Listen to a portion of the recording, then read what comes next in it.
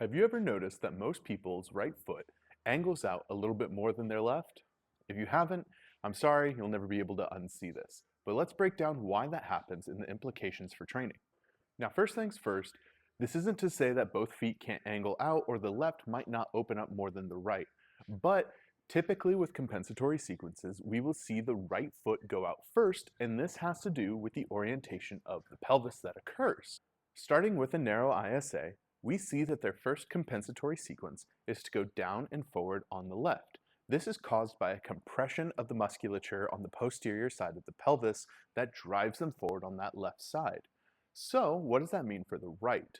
Well, as movement can only occur in areas of expansion, the compression that occurs on the left side drives an expansion to the right that allows the ilium to open up, the sacrum to turn slightly to the right, and forward has now adjusted from being traditionally what we know as forward and being skewed slightly to the right to match the direction that the sacrum has moved into.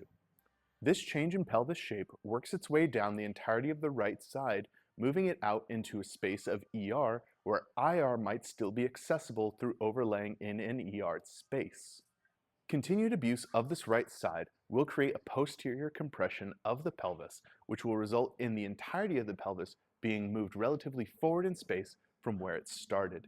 This will result in a continued loss of ER and IR through the hips and result in the degradation of relative motion as well as performance. When we talk about a wide ISA, the story changes just a little bit. We will start by going down and back on the right or establishing a right oblique. This is an orientation that is meant to help a wide produce greater IR on the right side at the expense of ER. So why does that right foot drive out? Well, as we experience more posterior compression on that right side, the ilium will slowly start to work its way open as we move forward in that base of support. That move out into ER space by concentric muscle orientation will drive that right foot out and therefore limit our ability to produce IR in that space. This is where we end up lining up in the same position as where a narrow has gone as they've lost their ability to put IR into the ground. Putting all of this information together, we come up with a problem and not a solution. So how do we go about resolving this? Well, when we look at that narrow ISA, the first thing that we're going to try to do is reestablish space on the left posterior that they'll be able to move back into. This is assuming that they haven't gone down further compensatory sequences and developed further orientations. Inversely, we're going to try to move a wide back on their right oblique or back on their right side by creating space on the posterior aspect of the right side.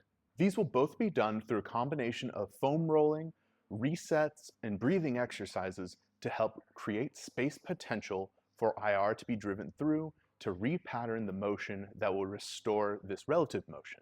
All this being said, a foot that's been turned out to the right is not stuck there forever, and we can eventually work its way back. For recommendations on movement sequences to help restore this space, feel free to check out my YouTube or comment link below for me to send it to you directly.